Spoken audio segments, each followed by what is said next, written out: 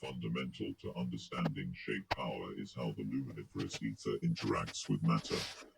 The basic premise is that all matter is simply a special case of the all-pervading universal energy filling all space, namely, the ether.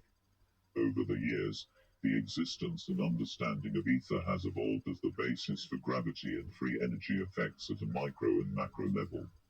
Laboratory experiments have shown that superluminal energy and information transfer have been effectively accomplished via etheric engineering, which effectively eliminates the theory of special relativity and its assumptions of a constant speed of light.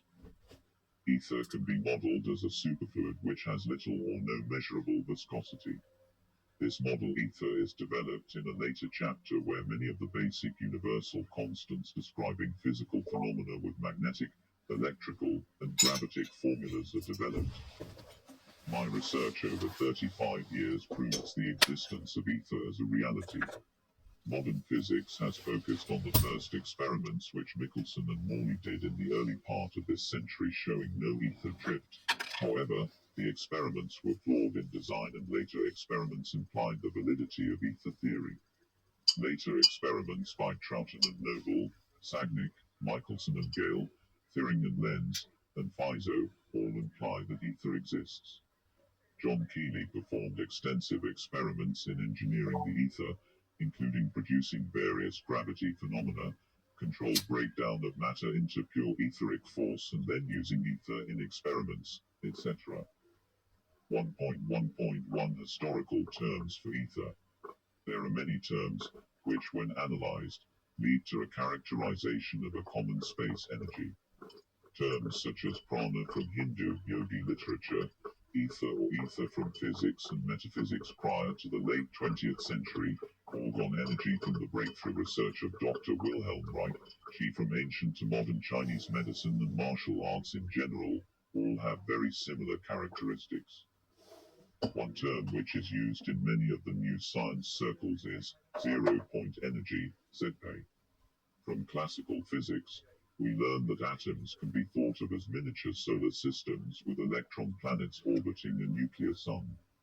The electrons, according to classical physics, should radiate away their energy and spiral into the nucleus. This obviously doesn't occur, so physicists invented quantum mechanics to explain away the actual observations. One of the findings of quantum theory was that a simple oscillator, such as a pendulum, would not really come to total rest but would continue to vibrate randomly about its zero point, with a small amount of energy always present, thus so-called zero-point energy. Because of the many possible modes of propagation, frequencies, directions in open space, the zero-point energy integrated over all possible modes is an extremely large energy density. In fact, it is much greater than the nuclear energy densities which can be equated to the famous Einstein equation E equals mc2. Analysis of the properties of ZPE led to the conclusion that matter is sustained by ZPE and can in fact be modeled mathematically as the basis for matter. The basic forces such as gravity, nuclear binding force, electromagnetic forces, electron charge, and inertia are all derivable from ZPE. So we come to the conclusion that ZPE is really another name for ether. The only redeeming feature, in my mind, is that it allows physicists to save face by inventing a new unsullied term for ether which has a disreputable name in the physics community due to it being disproved by the early Michelson-Morley experiment. A rose by any other name. The ether spoiling of the ter with an in front was used extensively in ancient literature. I prefer the term ether to distinguish it from the word ether, which is an anesthetic. 1.1.2 Ether and its conversions. It is my contention that ether manifests in myriad ways. Ether interacts with three-dimensional matter and matter is a bound form of ether. All the various forces such as gravity, magnetism, electricity, and the nuclear forces are due to activities in ether. 1.1.3 Characterization of ether. My research and discoveries have led me to characterize the most basic attenuation of ether as follows. 1. A superfluidic particulate medium which pervades all space.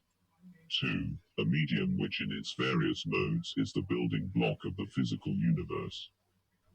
3. A medium which, in one of its modes, is responsible for all the known grosser physical forces such as magnetism, electricity, electric charge, gravity, inertia, and the strong and weak atomic forces. 4. A medium which is controllable by our mind and can be manipulated by our thoughts. 5. A medium which can be intensified and manipulated into any force or manifestation by the use of materials, shapes, and grosser forces.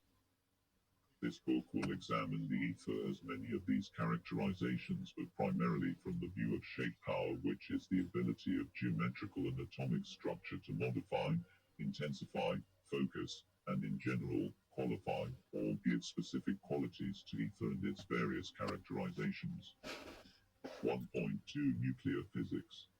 It is quite possible to derive the nuclear structure of matter as well as the basic atomic, nuclear, and electromagnetic constants by analysis of ether. By treating ether as a hydrodynamic fluid 1, 2 and nuclear particles as toroidal, i.e., ring or donut shapes, one can derive all the known physics of the atom, resulting in a new, satisfying, atomic morphology. Keep in mind that the toroid is a special case of a self-sustaining vortex. This mathematical model is developed in greater detail in Chapter 8 of this book. 1.2.1 Charge, electrons, and nuclear particles. The charge of matter is due to its interchange with ether. The electron, as well as some of the other subatomic particles, are self-sustaining vortices in a fluidic particulate ether. The electron, to be a stable particle, is a vortex ring or toroidal structure made of ether. Charge represents a difference in concentration of ether between 2 points, i.e., a gradient in ether.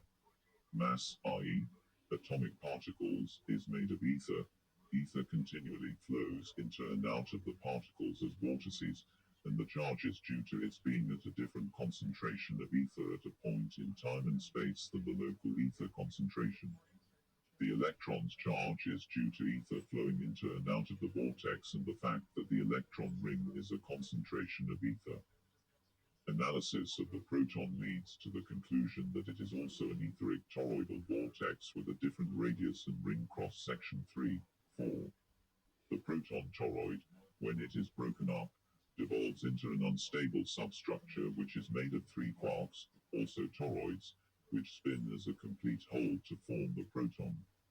Experimental evidence in cloud chambers indicates that the quarks are unstable particles and so dissipate rapidly.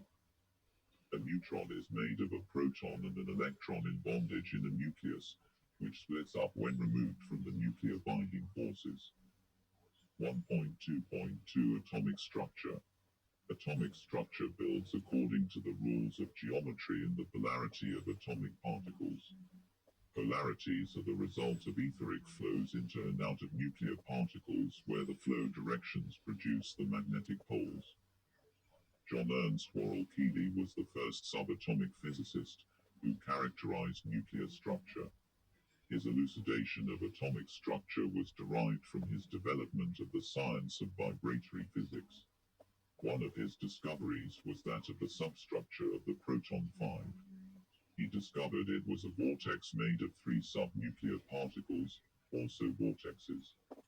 Further research led him to the idea that this 3-particle substructure continued down to smaller and smaller levels of particles within each particle. Keely claimed to have learned to control the substructure 27 levels down from the basic proton. The Keely atom is depicted in a stylized format in Figure 1.2.2-1. The first level of substructure was finally theorized in the orthodox community by Feynman in 1958. Keely's discovery antedated Feynman by over 60 years. Feynman called 3 particles making up the proton quarks. Figure 1.2.2-1. Keely atom, i.e., proton showing toroidal structure. 1.2.3 Magnetism. Magnetism exists as 1. the Earth's natural magnetic field, which is theorized to be created by the flow of the Earth's liquid core.